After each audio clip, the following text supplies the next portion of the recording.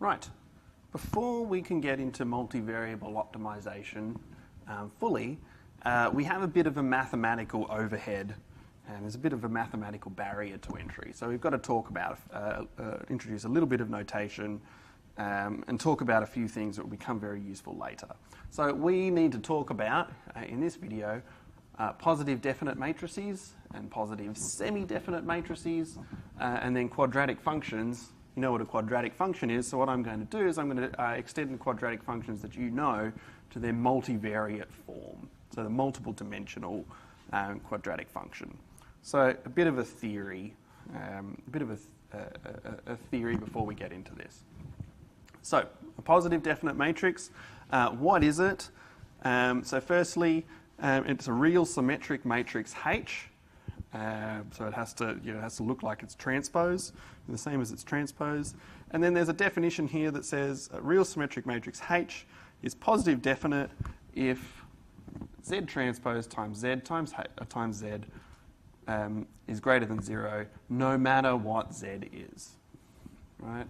So regardless of what the vector Z is, so long as it's the right dimension, this object here has got to be strictly positive. And then positive semi-definite means exactly the same thing. It's just that we allow that object to be equal to 0 as well. So that's it. You know, why do we need a definition for that? Why do we need a name for that? It's just because this object Z transpose H times Z is going to come up a lot in optimization. So we give it a name. So there's an example of a positive definite matrix. Why is it positive definite? Well, it's positive definite because if I calculate Z transpose times H times Z, where Z is just x1, x2, the appropriate vector x1, x2, I get an object that looks like this. So I'll leave it to you. This is an exercise to you to go and plug in x1, x2 for Z here, expand that out, and then you should be able to complete the square, do a little bit of algebra to get something like this. So no matter whether x1 and x2 are positive or negative, right, it factorizes into this perfect square, so that's always positive. And then 3x1 squared is also always positive unless z's equal to 0, right? Unless x1 is equal to x2 is equal to 0, that would be equal to 0. But so long as z's not equal to 0, that's positive. So do the algebra on that. You should be able to rearrange what you get to get that expression. And you just look at it and it's always positive. So that's kind of that's the trick. If you don't want to go through doing algebra every time, you can just remember this. So positive semi-definite, let me say the positive definite version first. So a matrix is positive definite if and only if all the eigenvalues of that matrix are positive, right? So if you calculate the eigenvalues of a matrix H, if they're both positive, that's a positive definite matrix. If one of the eigenvalues is 0, right? So long as you don't have any negative values in the eigenvalues, then that matrix can be positive semi-definite if you have one that's equal to 0. That's allowed as well. That's what my bracketing means there. So a real symmetric matrix is positive semi-definite if all of its eigenvalues are non-negative. Right? So one or more of the eigenvalues could be equal to 0. And that would be positive semi-definite. That's it, just a definition. So let's talk about the more directly useful thing, a quadratic function. So we are going to look at cost functions for multivariate optimization that can be rearranged into this form a lot. So a quadratic function for a multivariate vector x is something that looks like that. So where A is a symmetric matrix, right, and B is some vector, C is a scalar. If I can rearrange my expression for x1, x2, whatever, up to xn into that form, we call it quadratic. And so hopefully you can see that this looks sort of quadratic, right? And the quadratic that you know and love from one-dimensional looks like, ax squared plus bx plus c. Well, hopefully you can see that the two x's here, that's a linear algebra way of writing an x squared, essentially, for a vector. So that's like my ax squared term. My bx, in order to make the output a scalar, we put it's b transpose x plus a constant c. So it's something that looks in multiple dimensions like a quadratic. And then we call a quadratic form just the quadratic-y bit of that function.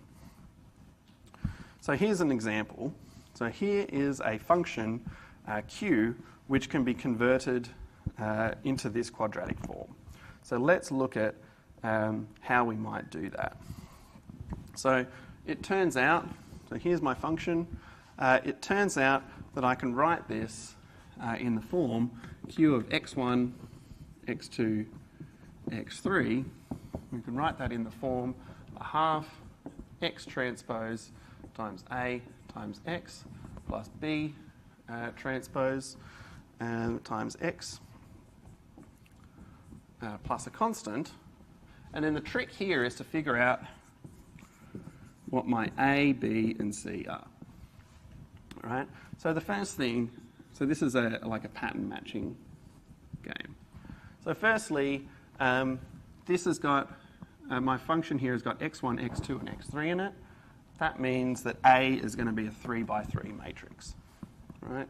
And I have to identify where each of the entries in this matrix come from. So the way to do that is, I can think about x1, x2, x3, x1, x2, x3. If I'm multiplying an x and an x by that A, where is the x1 squared and the x2 squared and the x3 squared term going to come from? They have to come from the diagonal along here. So the coefficient of x1 squared is going to give me the entry that goes there. All right. Now we have to take into account, I'm pulling a factor of a half out the front of this, so you can imagine pulling a half outside of everyone here, in which case the coefficient of x1 squared is going to be 3. If you imagine factorising a half out of the x2 squared term, then that's going to put a 4 in the middle. Pull a half out of that, and we get a 3 there. So the diagonal entries look like that. And then to get the off-diagonal entries, well, then we've got to look at the remaining terms, the cross terms. So row 1, column 3 is going to come from the coefficient of this term, so x1, x3, or x1, x3. And now remember that A is a symmetric matrix here, so I've got to double everything here. So we get the same term being up here and up here. So you have to pull a few things out. So firstly, imagine pulling out a half, a factor of a half outside of this entire expression, which means I'd imagine a 2 there. And then because this is symmetric, I've got to split that 2 symmetrically between these points. So I actually get a 1 and a 1 there. The same for row 2, column 3. That's going to be a 2 and a 2. So you pull a half out. Imagine pulling a half out, so you double that and then split it symmetrically between these two, and you get that. And that's it. There's no x2, x1 term or x1, x2 term. So A is that. And then I've got to think about what B is here. So B is going to be all the coefficients of x1, x2, and x3. So that is -3, 0, -1, and C is equal to 0. So that's how you cast something from a function, a scalar function like this, into a quadratic form. So it's a little bit of pattern matching. So that example you can cast into linear algebra quadratic form.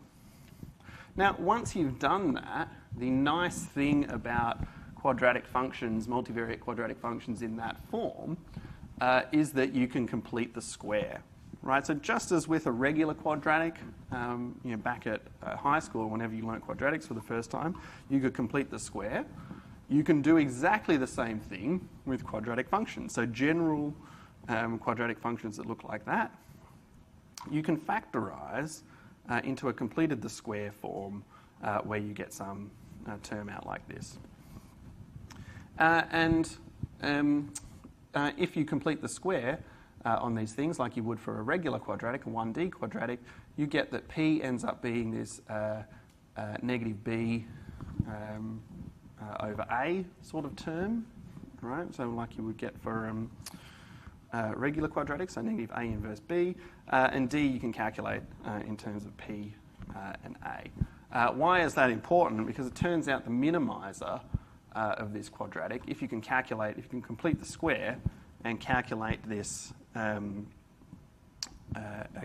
completed the square form, the minimizer of that is this P. So you can see that kind of by looking at this. What value of x is going to minimise that function? Well, it's going to minimise when this term is equal to 0, which is going to be when x is equal to P, and x looks kind of like the expression for the minimum of a quadratic in 1D. So if you remember, negative b over 2a is the minimum of a quadratic in 1D.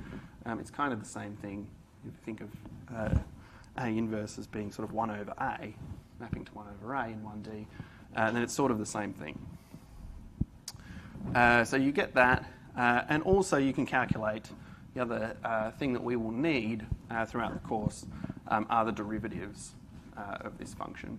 So this q, so let's look up at the original q up here. It looks like a half x transpose ax plus b transpose x plus c.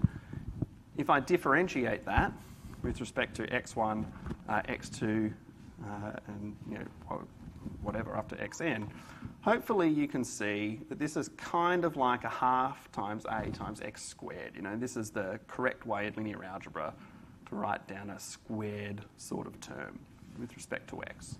So if I thought of this as, if I imagine this being in one dimension, so the vector x was just, scalar x, then that would be a squared over 2, and the derivative of that would just be a times x, right? And that's what I get here. B times x, if I differentiate that, I just get b, and the c differentiates away, it disappears. So the gradient of q is essentially the first derivative of q, the multidimensional analogue of the first derivative in 1D, and it shouldn't be surprising that that's what the form looks like. And then the Hessian of q, well, the Hessian is the multidimensional analogue of the second derivative. So if you forgot about everything you know about multiple dimensions, if you looked at that as just a scalar equation, you tried to differentiate the derivative of a times x would just be a, and so that's what you get for the Hessian. So A is a matrix here, so technically it's all a lot messier, but that is the idea. And that's it.